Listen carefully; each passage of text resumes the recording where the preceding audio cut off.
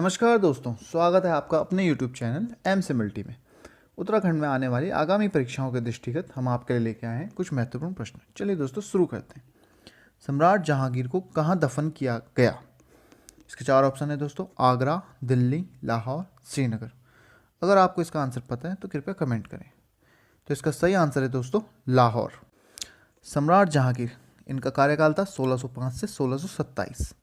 ये अकबर के पुत्र थे और इनकी मृत्यु 7 नवंबर 1627 ईस्वी को भीमवार नामक स्थान पर हुई थी और इन्हें लाहौर के निकट शाहदरा में दफनाया गया था। इसी प्रकार दोस्तों बाबर को काबुल में दफनाया गया, अकबर को सिकंदराबाद में दफनाया गया और शाहजहाँ को आगरा में दफनाया गया और औरंगजेब को औरंगाबाद में दफनाया गया। अगला प्रश्न है दोस्तों, मुगल चित्रकला ने किसके शासनकाल में उन्नति की? औरंगजेब, अकबर, जहांगीर, शाहजहाँ। तो इसका सही आंसर है दोस्तों जहांगीर। मुगल चित्रकला ने सर्वाधिक उन्नति जहांगीर के शासनकाल में की। जहांगीर ने आगरा में एक चित्रशाला की स्थापना भी की थी। अगला क्वेश्चन है दोस्तों, श्रीमद् भगवद गीता रहस्य के लेखक थे? अरविंद घोष, बाल गंगाधर तिलक, गोपाल कृष्ण गोखले या मोहनदास करमचंद गांधी। अगर आपको इसका आंसर पता है तो कमेंट करें दोस्तों। इसका सही आंसर है दोस्तों बाल गंगाधर तिलक। बाल गंगाधर तिलक ने श्रीमद् भगवद गीता रहस्य तथा आर्कटिक होम ऑफ आर्यन नामक पुस्तक की रचना की। इन्होंने गणेश उत्सव और शिवाजी उत्सव मनाने की शुरुआत भी की और ये गर्म दल के नेता थे। भारतीय स्वतंत्रता संग्राम के संदर्भ में उषा मेहता की ख्याति का हेतु है? भारत छोड़ो आंदोलन की बेला में कांग्रेस के गुप्त रेडियो का संचालन, दूसरा है द्वितीय गोलमेज सम्मेलन में सहभागिता, तीसरा है आज़ाद हिंद फौज की एक टुकड़ी का नेतृत्व, यह चौथा है पंडित जवाहरलाल नेहरू की अंतरिम सरकार के गठन में सहायक भूमिका का निर्वहन। तो इसका आंसर है दोस्तों भारत छोड़ो आंदोलन की बेला में कांग्रेस के गुप्त रेडियो का संचालन। इन्होंने 1942 में भूमिगत नेताओं के साथ मिलकर सक्रियता से भारत छोड़ो आंदोलन में भाग लिया। अगला क्वेश्चन है दोस्तों, श्रीदेव सुमन जिसके विरुद्ध लड़े थे? अंग्रेजों का औपनिवेशिक शासन, टिहरी राज्य में वंशानुगत शासन, गोरखों का आक्रमण, इनमें से कोई नहीं। तो इसका सही आंसर है दोस्तों अंग्रेजों का औपनिवेशिक शासन।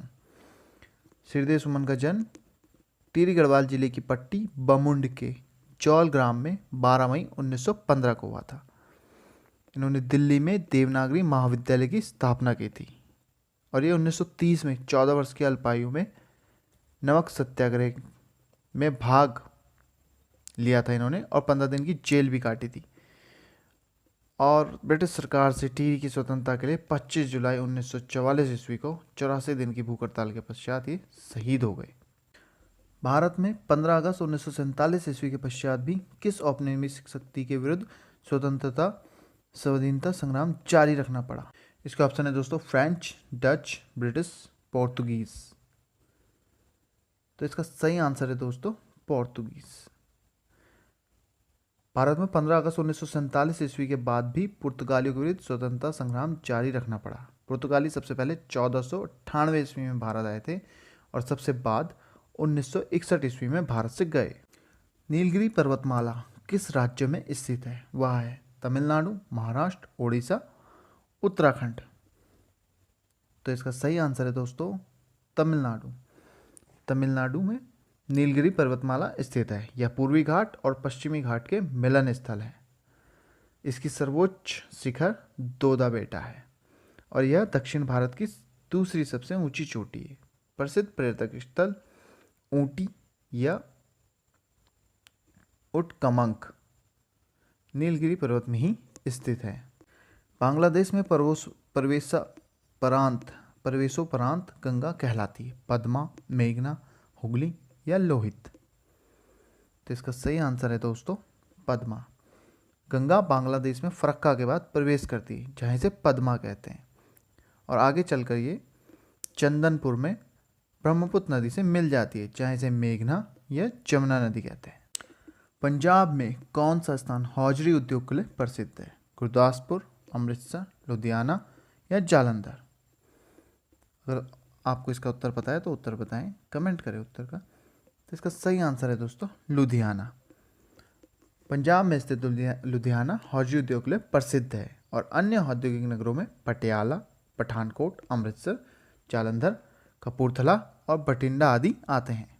चंद्रग्रहण होता है जब पृथ्वी और सूर्य के बीच चंद्रमा आ जाता है, या सूर्य और चंद्रमा के बीच पृथ्वी आ जाती है, या पृथ्वी या चंद्रमा के बीच सूर्य आ जाता है, या सूर्य या चंद्रमा एक ही स्थान पर होते हैं।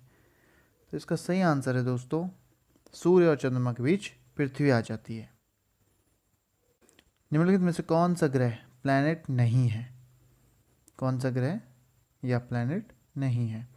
चंद्रमा, पृथ्वी, मंगल या बुध? इसका आंसर सभी जानते होंगे आप लोग, चंद्रमा। चंद्रमा ग्रह नहीं है बल्कि पृथ्वी का एकमात्र प्राकृतिक उपग्रह है।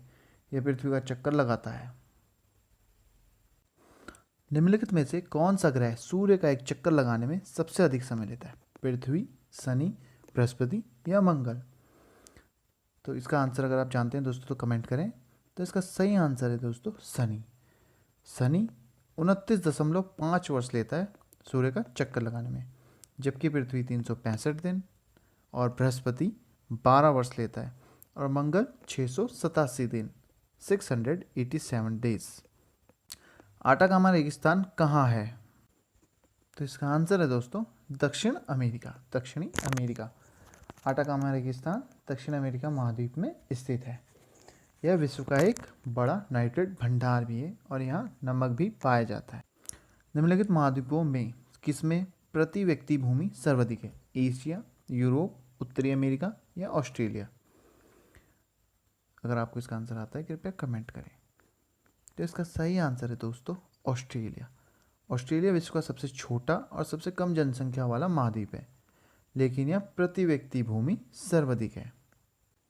इसमें विश्व का सबसे बड़ा रेगिस्तान कौन सा है? तो इसका ऑप्शन है दोस्तों कालाहारी, गोबी, सहारा, थार। तो इसका सही आंसर है दोस्तों सहारा। सहारा विश्व का सबसे बड़ा रेगिस्तान है जिसका क्षेत्रफल 84 लाख किलोमीटर है और यह अल्जीरिया, चाड, लीबिया, माली, मारितानिया, नाइजर, सूडान, ट्यूनीशिया, मिस्र, मोरक्को आदि क्षेत्रों में विस्तृत है। लवणता की सर्वाधिक मात्रा जिसमें पाई जाती है वह है प्रशांत महासागर, हिंद महासागर, भूमध्य महासागर या मृत सागर? तो इसका सही आंसर है दोस्तों मृत सागर। लवणता किसे कहते हैं दोस्तों? तो लवणता सागरीय जल के भार एवं उसमें घुले हुए पदार्थ के क्षार के अनुपात को सागरीय लवणता कहते हैं। शंकुधारी वन जहाँ मुख्यतः पाए जाते हैं वे हैं उष्ण क्षेत्र, शीतोष्ण क्षेत्र, सागर तटीय क्षेत्र या उपरोक्त में से कोई नहीं। तो दोस्तों इसका सही आंसर है शीतोष्ण क्षेत्र। शीतोष्ण क्षेत्र में शंकुधारी वन पाए जाते हैं। जनसंख्या दिवस की तिथि है